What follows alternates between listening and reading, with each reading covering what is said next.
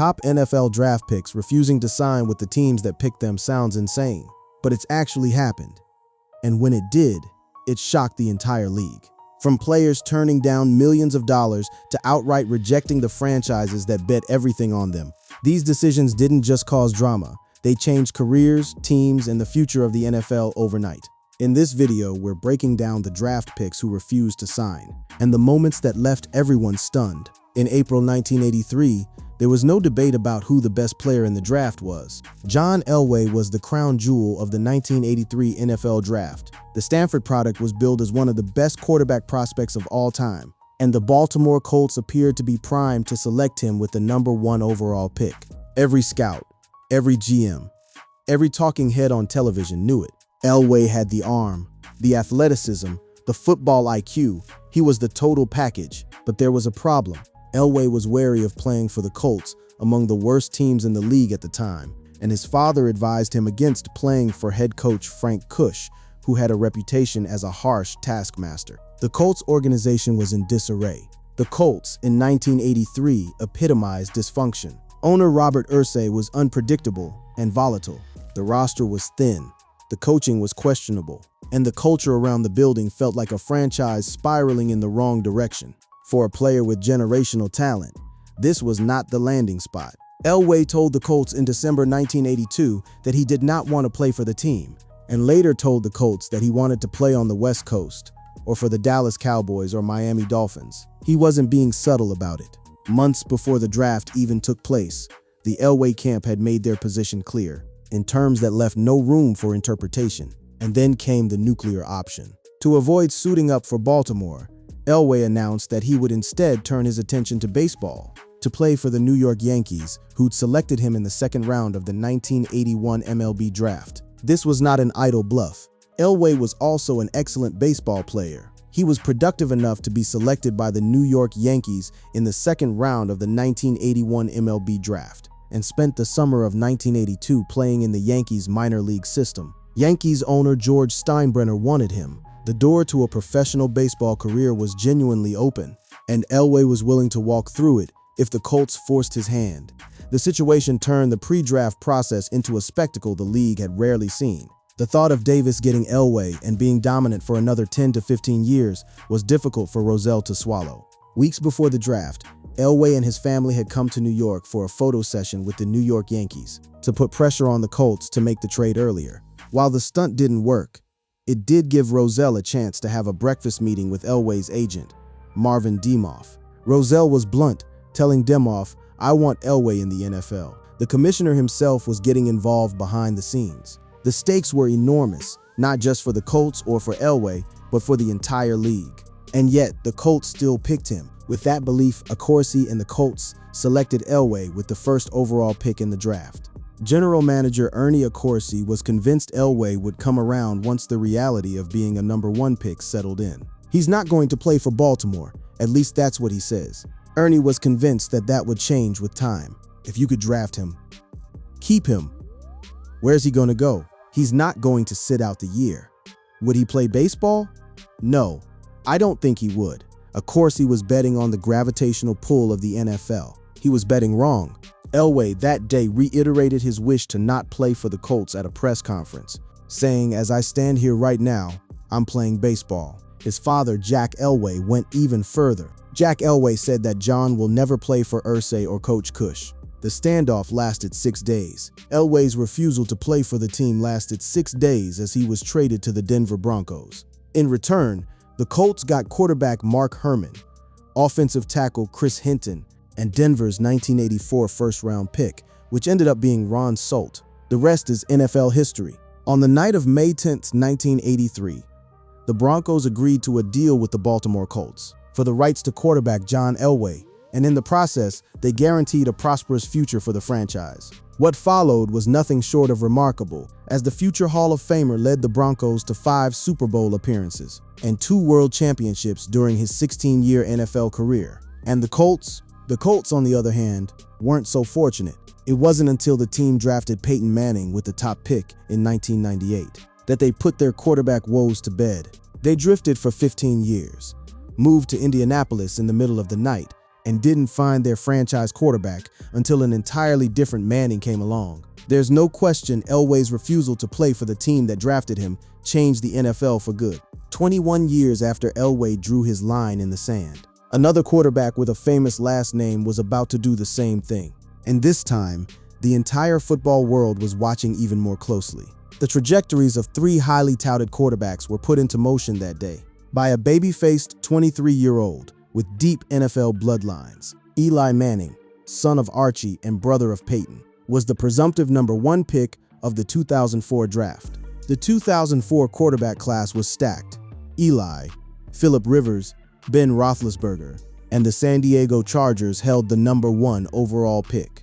On paper, they had the clearest path to the best player available, but behind the scenes, a quiet war had been waged for weeks. The San Diego Chargers owned the number 1 selection, and Eli didn't want to go there. His camp informed the Chargers of his stance a week and a half before the draft, and of course, the news leaked. What had been meant as a private conversation between agent Tom Condon and the Chargers became a national story overnight. The reasons were layered and deeply personal. At the time, Manning was represented by Tom Condon, who also represented the Chargers coach at the time, Marty Schottenheimer. The quarterback at the time, Drew Brees, and the team's star running back, LaDainian Tomlinson. So Condon likely had a good feeling for how Manning would have fitted in. Condon knew the organization from the inside, and what he saw did not inspire confidence. Back in 2004, the Chargers also were gaining a reputation as a place young quarterbacks should avoid. Drew Brees had a rough first 2 seasons in San Diego, and that came shortly after the team's debacle with Ryan Leaf, who was the number 2 overall pick in the 1998 NFL Draft. Due to those 2 things, plus a few other factors, Eli felt that San Diego was a less than ideal landing spot. The Ryan Leaf disaster still haunted the franchise. Brees hadn't yet blossomed. The organization looked like a place where talented quarterbacks went to wither and die. The Chargers' 2003 NFL campaign under head coach Marty Schottenheimer proved disastrous as the team limped to a miserable 4-12 finish. Heavy defeats came at the hands of the Baltimore Ravens, Denver Broncos, and Cincinnati Bengals. This was not a franchise on the verge of turning things around. It was a franchise that looked from the outside like it was stuck in quicksand. Many observers assumed Archie Manning, Eli's father, was the one pulling the strings. After all, Archie had spent his own career trapped on the woeful New Orleans Saints, a player too talented for the team around him. He had lived the nightmare of carrying a franchise that couldn't carry him back. Surely he was protecting his son from the same fate. But Eli himself set the record straight years later. It was my decision after talking with my agent, coaches, general managers, and owners, Manning stated. Going through the draft process, I was just worried about the Chargers organization at the time. I felt it was the right decision, and I had a little pull. And then came the detail that made the whole saga even more fascinating. I quietly tried to say, hey, please don't draft me. It can be our secret. And they didn't keep the secret part very well. Eli had tried to handle it quietly. He had asked the Chargers, privately, to simply look the other way. They refused. Just days before the draft, Manning's agent, Condon, told the Chargers that Eli would sit out the entire 2004 season if the team drafted him with the first overall pick. The threat was on the table. The countdown had begun. And the Chargers, just like the Colts had done with Elway 2 decades earlier, called the bluff. The Chargers ended up ignoring the threat, and they decided to take Eli with the top pick anyway. What followed was one of the most awkward moments in draft history. Although Manning would get traded to the Giants less than an hour later, he did end up posing for what will likely go down as the most awkward draft day photo in NFL history. Eli held up a Chargers jersey, but wouldn't put on the hat. The expression on his face looked like a man being forced to smile for a photo at his own sentencing hearing. The crowd at the draft venue was not kind. That led to one of the biggest draft day trades of all time. Less than an hour after drafting Manning, the Chargers traded him to the Giants for Philip Rivers, a 3rd-round pick, and the following year's 1st and 5th-round picks. It's a rare case where the deal worked out for both teams. Obviously, Manning is viewed as the more successful quarterback in light of his 2 Super Bowl championships. However, Rivers was the more productive quarterback. Both spent 16 years as the starter for their respective teams. Chargers fans did not forget the snub, and on September 25, 2005, when Manning and the Giants made their first trip to San Diego for a game since that draft day, The crowd booed Manning loudly every time he touched the ball. San Diego defeated the Giants 45-23, but Manning displayed what may have been his most impressive performance of his young career, going 24 of 41 for 352 yards and 2 touchdowns. The fans hated him, but the kid could play. And years later, when Manning held up 2 Lombardi trophies, both won against the New England Patriots dynasty, even his loudest critics had to admit the gamble had paid off. Eli Manning's refusal to play for the San Diego Chargers has become a colloquialism in sports, as analysts and fans alike often speculate that top NFL draft prospects may pull an Eli to avoid playing for a particular team.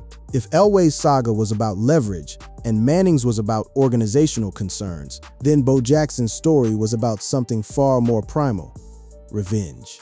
Vincent Edward Bo Jackson, born November 30th, 1962, is an American former professional baseball and football player. He is the only professional athlete in history to have been named an All-Star in 2 major American sports. Jackson's achievements at the elite levels of multiple sports have given him a reputation as one of the greatest athletes of all time. Jackson played college baseball as an outfielder and college football as a running back for the Auburn Tigers, and won the Heisman Trophy in 1985. He was the kind of athlete that only comes along once in a generation, maybe once in a lifetime. He could run faster, hit harder, and throw farther than anyone on any field he stepped onto. Every NFL team wanted him. Every MLB team wanted him. He was a phenomenon. The Tampa Bay Buccaneers held the #1 overall pick in the 1986 NFL Draft, and owner Hugh Culverhouse was determined to land Jackson. But what happened next would go down as one of the most treacherous maneuvers in draft history. A month before the 1986 NFL Draft, Tampa Bay Buccaneers owner and Alabama alum Hugh Culverhouse took him on a private jet to visit with the team and get a physical during his senior baseball season. Jackson was told by the Buccaneers that the trip had been cleared by the NCAA and SEC. In truth, it had not, and because the SEC barred athletes from being professional in one sport and amateur in another, he was declared ineligible near the tail end of his senior baseball season. Years later, Jackson told ESPN that he has long believed the Buccaneers sabotaged his collegiate baseball career. Because of the season I was having, the implications of this were devastating. Jackson's senior baseball season, the one thing he cherished alongside football, was ripped away from him. And the man responsible in Jackson's eyes was the same man who expected him to put on a Buccaneers uniform and be grateful for the opportunity. He was so angry at the Buccaneers' actions that he vowed never to play a down for them, going as far as to tell Culverhouse, "You draft me if you want. You're going to waste a draft pick. I can promise you that." This wasn't negotiation. This wasn't posturing. This was a young man whose trust had been violated, drawing a line in the dirt that he would never cross. But Culverhouse, like the Colts with Elway and the Chargers with Manning, believed he could force the situation. Hugh Culverhouse, Buccaneers owner at the time, still felt the need to draft Jackson and convince him to sign. He was convinced that the lure of an NFL salary, a record-setting contract no less, would override Jackson's anger. He could not have been more wrong. On draft day, Commissioner Pete Rozelle stepped to the microphone and announced that the Tampa Bay Buccaneers had selected Bo Jackson with the 1st overall pick. Jackson was backstage. He came out, shook Rozelle's hand, and then walked away from the franchise forever. Jackson turned down the Buccaneers' $7.6 million 5-year contract in favor of a $1.07 million 3-year contract with the Kansas City Royals. Let that sink in. He walked away from $7.6 million to take $1.07 million. It was never about money. It was about principle. Bo Jackson later explained his thinking in devastating terms. "How can I play for you when the first thing you did is lie to me? Right? You screwed me over. You lied and you sabotaged what I believe in." And then I just told him, "Look, you screwed me out of my senior year in baseball. I'm going to screw you out of your 1st-round pick." They said, "Well, you can't turn this in because we're going to offer you one of the biggest contracts." I said, "Draft me and find out." The Buccaneers ended up with nothing, absolutely nothing. Tampa Bay renounced their pick before the 1987 NFL Draft. They had used the most valuable asset in professional football, the #1 overall pick, on a player who told them to their faces that he would never suit up, and they got 0 in return. No trade, no compensation, no player. Choosing to sleep in rather than attend the 1987 NFL Draft, Jackson found out that he was selected in the 7th round, 183rd overall, by the Los Angeles Raiders. The Raiders, run by the iconoclastic Al Davis, saw an opportunity where others saw risk. They used a late-round pick on a Heisman Trophy winner, the kind of audacious move that only Al Davis would make. And Bo Jackson proved everyone right who believed in his talent. Jackson went on to become an all-star in the MLB and a Pro Bowler in the NFL. He became the face of Nike's legendary Bo Knows campaign, transcending sports and becoming a cultural icon. His highlight reels are still among the most jaw-dropping in professional sports. Meanwhile, the Buccaneers finished 2-14 in 1986. It would not be until 1997 that the Bucs would even put together a winning season. The Bo Jackson debacle didn't just cost them a player, it cost them an era. Not every draft refusal ends in a trade or a team left with nothing. Sometimes, the player who refuses still ends up with the team that drafted him, and everything turns out better than anyone could have imagined. Before entering the 1983 NFL Draft, QB Jim Kelly asked his agent to ensure he wasn't traded anywhere cold, citing the Green Bay Packers, Minnesota Vikings, and Buffalo Bills as the 3 teams he would never play for. Kelly was a Miami Hurricane. He was built for sunshine, warm sidelines, and the kind of weather where you don't need to wear gloves just to grip the football. The thought of playing in sub-zero temperatures for 4 months out of the year was a non-starter. Quarterback Jim Kelly simply didn't want to be drafted anywhere cold, singling out the Green Bay Packers, Minnesota Vikings, and the Buffalo Bills. In 1983, the Bills apparently didn't get the memo, as they picked Kelly at number 14, who then refused to sign and headed to the United States Football League. The Packers and Vikings had the good sense to stay away, but the Bills, sitting with the 14th pick, either didn't hear Kelly's demands or didn't care. Kelly's response was immediate and absolute. He would not play for the Buffalo Bills. Instead, he signed with the Houston Gamblers of the USFL, a rival league that was trying to challenge the NFL's dominance of professional football. Technically, he initially turned down the Buffalo Bills, who selected him 14th overall in that same famed 1983 draft. He instead opted to sign with the Houston Gamblers of the all-new United States Football League, USFL. It wasn't until the league folded in 1986 that Kelly, who never hid his disdain for cold weather, showed any interest in playing in Buffalo. And here's where this story diverges from every other entry on this list. When the USFL collapsed, Kelly had nowhere else to go.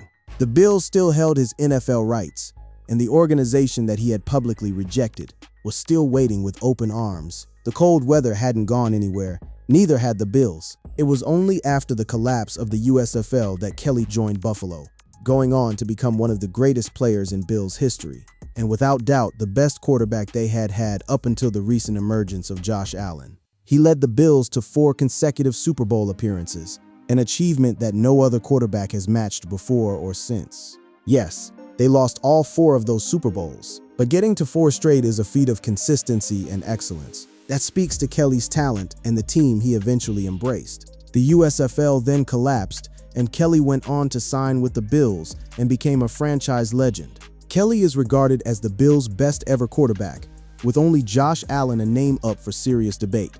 The man who once refused to set foot in Buffalo became the symbol of the franchise. His number was retired.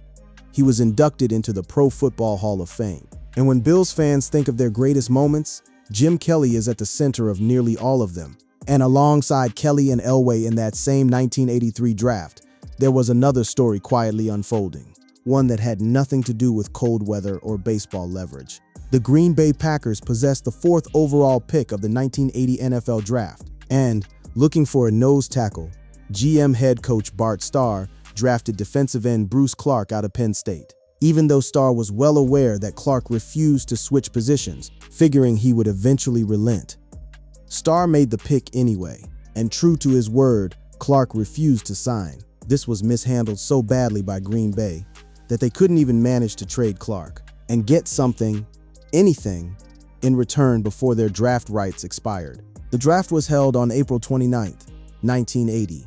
One stormy and unforeseeable month later, the shell-shocked Packers learned Clark had signed with Toronto of the Canadian Football League. A 4th overall pick gone, not traded, not signed, just gone.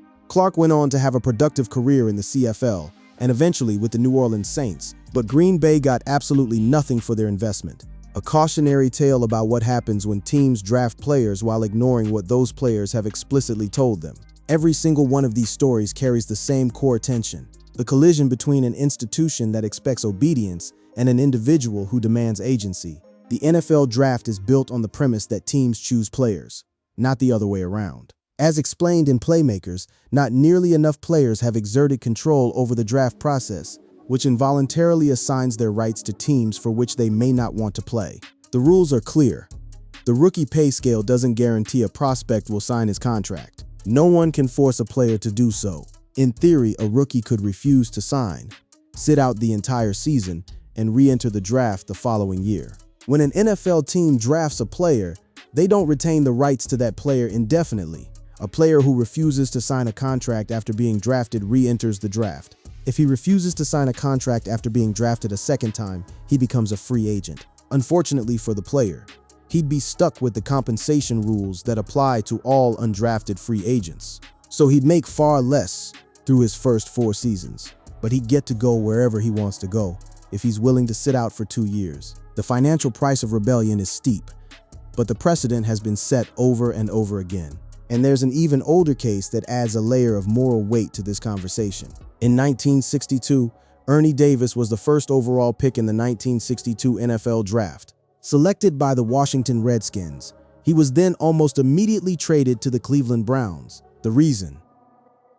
Redskins founder and owner George Preston Marshall was an avowed racist who kept the Redskins entirely white long after the other teams had integrated. He openly admitted that his unwillingness to sign a black player was an effort to appeal to his mostly Southern fan base. Davis, the first black recipient of the Heisman Trophy, reportedly declared he wouldn't play for Marshall's team. The trade was made, sending Davis to Cleveland, where he was supposed to join Jim Brown in what could have been the most devastating backfield in football history. Davis never played a game for the Browns. However, as he was diagnosed with leukemia before the college all-star game in July 1962, he underwent a variety of treatments in an attempt to return to football, but they were all unsuccessful. He died in a Cleveland hospital in 1963. Davis's story is a reminder that a player's refusal to sign is not always about leverage or ego. Sometimes it is about dignity. Sometimes it is about standing up against something that is fundamentally wrong. Joe Burrow, as explained in Playmakers, considered it and would have done it if he wasn't an Ohio native. They should. Especially quarterbacks, with 3 years to prove themselves before becoming a bridge starter or a career backup. It's important that quarterbacks land in a good spot, with a good coaching staff, a solid supporting cast. The window for a quarterback to prove himself is narrow. The margin for error is thin. And when the difference between a Hall of Fame career and being labeled a bust can come down to which organization you land in, the stakes of draft day decisions are almost incalculably high. Looking at the full picture, the pattern is unmistakable. The players who refused, Elway, Manning, Bo Jackson, Jim Kelly, all went on to have careers that validated their decisions. The teams that lost them, the Colts, the Chargers, the Buccaneers, all suffered for years, sometimes decades, as a direct consequence of the mishandled situations. And the teams that ultimately landed these players, Denver, the Giants, the Raiders, and eventually Buffalo, were rewarded with franchise-defining talent. The NFL Draft is a system built on the idea that talent should flow to the teams that need it most. But when the organizations at the top of the draft are there because they're broken, because they lose games, fire coaches, and drive away good people, it creates a paradox. The worst teams get the best players, but the best players don't always want to go to the worst teams. And history has proven time and again that when those players say no, the consequences shake the foundations of the sport. Today, the 2026 NFL Draft is underway in Pittsburgh, with the Raiders selecting Fernando Mendoza first overall. Every pick that's made this weekend carries the shadow of these stories. Every prospect sitting in the green room knows that once his name is called, the franchise holding the card has his rights. But those rights are not absolute. They never have been. And as long as there are players willing to risk everything to control their own destiny, the NFL Draft will remain one of the most compelling, unpredictable, and high-stakes events in all of professional sports.